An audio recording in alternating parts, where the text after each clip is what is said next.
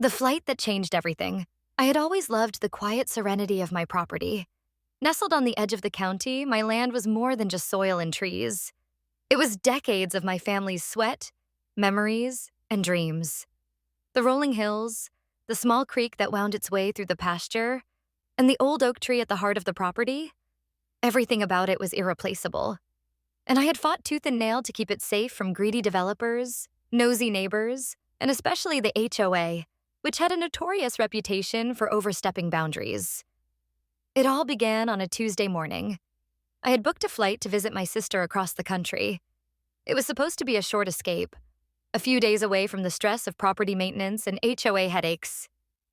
I boarded the plane, settled into my window seat, and thought about how peaceful it would be to breathe some different air, to forget, even for a moment, about the endless battle with the HOA board. Little did I know that those hours in the sky would mark the beginning of a nightmare I never saw coming. About 2 hours into the flight, I received a message from a neighbor, someone I barely spoke to, but who knew of my disputes with the HOA. His message was curt, almost panicked. "Check your property records, now." I laughed nervously, thinking it was a prank or some joke. But as I opened the email attached to his text, my stomach dropped. My eyes widened in disbelief. The HOA had officially sold my land. While I was thousands of feet above the ground, they had processed paperwork, signed deals, and transferred ownership to a developer who had been eyeing my property for years.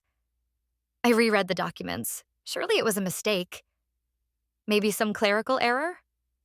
But no. Every detail was correct. The signatures were there. The transaction number. The dates. It was all real. My land, my family's legacy, had been taken while I was helpless on a plane. The feeling of betrayal and rage was instantaneous. How could they have done this? How could a group of people elected to maintain community standards think they had the right to steal what wasn't theirs? The rest of the flight was a blur. I tried calling the HOA office, but no one picked up. Emails went unanswered. And the worst part? They were gloating. Through mutual neighbors, I learned that the HOA had even held a celebratory meeting about the sale, patting themselves on the back while I was literally in the air. My mind raced. Anger surged through me, but so did a strange sense of clarity. If they thought I would sit back and accept this, they were dead wrong. By the time the plane landed, I had made a decision. This wasn't just about reclaiming property. It was about justice, about showing that greed and corruption have consequences. I started planning meticulously. I couldn't just storm the HOA office or file lawsuits immediately. They were prepared for legal resistance. I needed leverage, strategy, and a way to turn the tables completely. I returned home the next day, driving past the newly erected for sale signs that the HOA had put up. Every step toward my property felt like walking through a battlefield. And then I started noticing things. The guards hired by the HOA at the entrance, the cameras on every corner, and the whispers among neighbors who had been paid off or intimidated. It wasn't just a simple sale, it was a siege. And they wanted me out. But I wasn't going anywhere. Instead, I began observing, taking notes and making connections. I learned about their finances, the developers' intentions, and the vulnerabilities in the HOA's contracts. Every conversation, every small interaction became a piece of a larger puzzle. I started small, planting seeds of doubt, gathering allies among the residents who resented the HOA's heavy-handed control. Some were hesitant, some fearful, but a few shared my fury. Together, we began building a plan. Not just to reclaim my land, but to ensure the HOA paid for every underhanded move they had made. As night fell over the county, I sat at my desk staring at the deeds, maps, and correspondence scattered before me. My hands trembled, not from fear, but from anticipation. I realized that this wasn't going to be a simple fight. It was going to be a war, a psychological game of chess against an organization that thought itself untouchable. But I had something they didn't. Determination, knowledge of every inch of my land, and the element of surprise. And so, as the moon rose and cast shadows across my property, I whispered to myself, almost in disbelief, almost like a mantra. They sold my land while I was in the sky, but I'm about to take their neighborhood. Chapter 2. The battle plan after discovering that the HOA had sold my land while I was in the air. I knew I couldn't rush into action without a plan. The first step was understanding exactly what I was up against. The HOA wasn't just a small group of neighbors. They had layers of bureaucracy, legal contracts, and the kind of influence that made ordinary citizens feel powerless. But I had something more powerful than influence or authority. I had determination, patience, and a deep understanding of the land they had stolen from me. I began by analyzing the sale documents line by line, looking for loopholes, mistakes, anything that could be leveraged against them. I noticed minor inconsistencies in signatures and deadlines, subtle errors that could render parts of the transaction legally questionable. It wasn't much, but it was a start. Legal experts I contacted quietly confirmed that with the right evidence, I might be able to challenge the sale. But legality alone wouldn't send the message I wanted. I needed leverage, a way to make them understand that stealing my land would have consequences far beyond courtroom drama. Next, I turned my attention to the HOA members themselves. Every meeting, every email, every public announcement they had made over the past year was recorded online. I combed through videos and documents, looking for contradictions, moments of greed or mismanagement. It was painstaking work, but by the end of a few days, I had compiled a dossier that not only documented the sale, but also revealed their shady dealings and favoritism toward developers. If exposed, it could ruin them personally and professionally. But I didn't stop there. I needed boots on the ground, eyes and ears within the neighborhood. I began quietly reaching out to residents who had quietly complained about the HOA's overreach. Many were afraid of retaliation, but a few had been quietly documenting everything themselves: illegally placed surveillance cameras, unpermitted construction, and financial mismanagement. I encouraged them to share their evidence, promising that together we could create a wave they wouldn't be able to stop. Slowly, a network of allies formed, each ready to act when the time was right. Meanwhile, I had to make a show of normalcy to throw the HOA off guard. I visited my land daily, acting as if I were simply inspecting it, taking pictures of changes they were making, noting every piece of construction, and documenting all interactions. Each step was deliberate. I kept detailed logs, timestamps, and videos. They believed I was powerless, but in truth, I was gathering ammunition for the ultimate counterattack. The plan began to take shape in my mind like a chessboard. Step 1. Delay any official takeover by the developer using legal loopholes and procedural complaints. Step 2.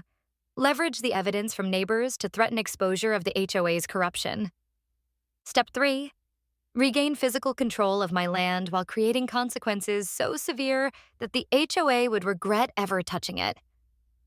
The challenge was timing. Too early and the HOA might retaliate legally. Too late and the developer could cement ownership. Precision was critical. Then came the breakthrough. I discovered that a clause in the HOA's bylaws gave residents the right to petition for reversal of any property transaction if it was proven that the board acted in bad faith or violated protocol. This was the chink in their armor. I combined that with the evidence from my dossier and the information from the residents. Together, it created a nearly unassailable argument against the sale. But I realized exposing them quietly in paperwork wasn't enough. I needed a spectacle, something that would publicly embarrass the HOA and ensure that no future attempt at cheating would ever go unnoticed. I began setting subtle traps. Cameras were placed to capture unauthorized actions on my property. Documents were prepared to show every violation. And I started planting rumors among the HOA members that I was prepared to take extreme measures. Extreme enough to make them panic, but vague enough not to tip off my full strategy. Their nervousness was palpable. I could see it in meetings, hear it in hushed conversations, and even in the way security personnel shifted nervously when I visited the property. They were starting to realize that underestimating me had been a fatal mistake. And then came the final piece: the developer. They had been promised quick access to my land, but I discovered that the deal was contingent on HOA approval of certain permits that were now technically invalid due to procedural errors. This meant that any rush to develop the land could be stopped immediately if I acted fast. I coordinated with my allies to file petitions, present evidence, and freeze all transactions. The HOA thought they had already won. But the moment had arrived to turn the tables, to transform my rage into action. As I stood overlooking my property that evening, the sun setting behind the hills, I felt a surge of anticipation. Every detail of my plan was in place. Every ally knew their role. The HOA had no idea that the quiet, patient landowner they underestimated was about to hit back. I whispered to myself, a grin spreading across my face. They sold my land while I was in the sky. Now it's time they learn what happens when you cross me. Little did they know the next days would be the most chaotic, humiliating, and satisfying of their lives. The battle had begun, and I was about to reclaim more than just my land.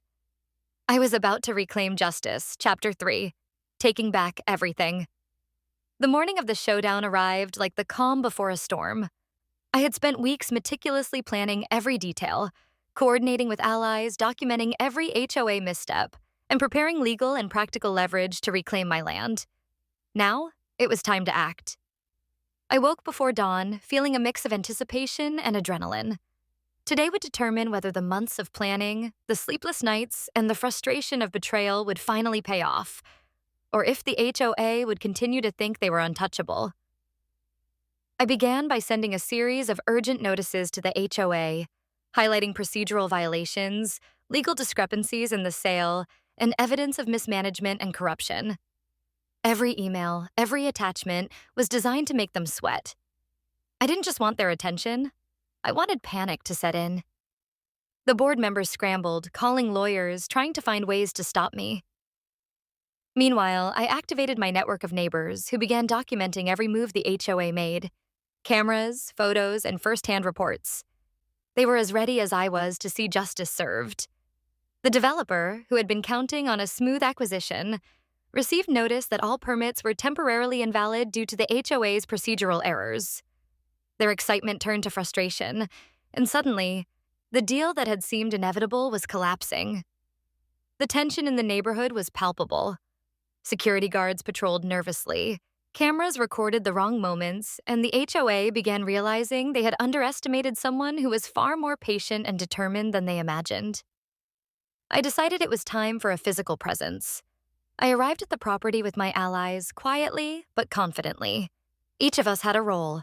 Some monitored entrances, others documented interactions, and a few ensured that no unauthorized action could proceed without being caught on camera.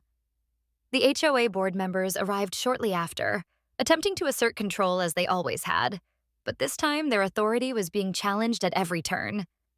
The looks on their faces when they saw me standing calmly, surrounded by neighbors who had grown tired of their tyranny, were priceless. Half shock, half fear. Legal notices and documented evidence were presented to the board in person.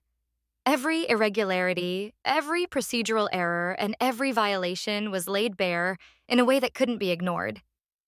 The board members argued, shouted, and tried to intimidate me, but the more they reacted, the more their incompetence became clear. The neighbors captured it all, recording reactions that would later serve as undeniable proof of wrongdoing. The tide had turned. The HOA was no longer in control. They were on the defensive. But I wasn't done. I needed to ensure that the message hit hard. Quietly, I executed a tactical maneuver that forced the HOA to temporarily relinquish control of my property. Security systems that had been installed to monitor me were cleverly disabled without damage, gates unlocked, and signage removed. My allies moved in systematically, ensuring that nothing would prevent me from reclaiming what was mine. Every action was precise, executed like clockwork. By the time the HOA realized what had happened, their neighborhood was in chaos, and they had no legal grounds to stop me. Word spread quickly. The developer, seeing the upheaval and the invalid permits, pulled out entirely. Their eagerness to take advantage of the HOA's overreach had evaporated, leaving them empty-handed. Meanwhile, the HOA members attempted last-minute appeals, but the evidence was overwhelming. They had violated their own bylaws, mismanaged funds, and attempted to cheat a resident out of their rightful property. The legal system was now on my side, and the community that had once feared retaliation was now rallying behind me. As evening fell, I stood on my land, surveying the reclaimed territory. The creek, the hills, the old oak tree, they were all mine again. The HOA, Humbled and embarrassed, had no choice but to accept the reversal of the sale. Their attempts to intimidate residents and developers alike had failed spectacularly. I had not only taken back my land, but I had also exposed the corruption and greed that had festered in the neighborhood for years. Justice had been served. The victory wasn't just personal, it was symbolic. Residents who had once feared speaking up now felt empowered. The HOA would think twice before overstepping boundaries in the future. And as I walked through the fields, the sun dipping behind the horizon, I felt a profound sense of triumph. Every step I had taken, from the moment I discovered the sale mid-flight to the precise execution of my counterattack, had led to this moment. I reflected on the journey, the anger, the planning, the suspense, and the alliances that had turned a seemingly hopeless situation into a decisive victory. The lesson was clear. Never underestimate determination, patience, and strategy. Those who believe they can cheat, intimidate, or steal without consequence are bound to learn the hard way. And so, as the neighborhood settled into a rare quiet, I whispered one last time, a mix of relief and satisfaction in my voice. They sold my land while I was in the sky. But now, I have not only taken it back, I've taken control. The HOA would never forget this day, nor would I.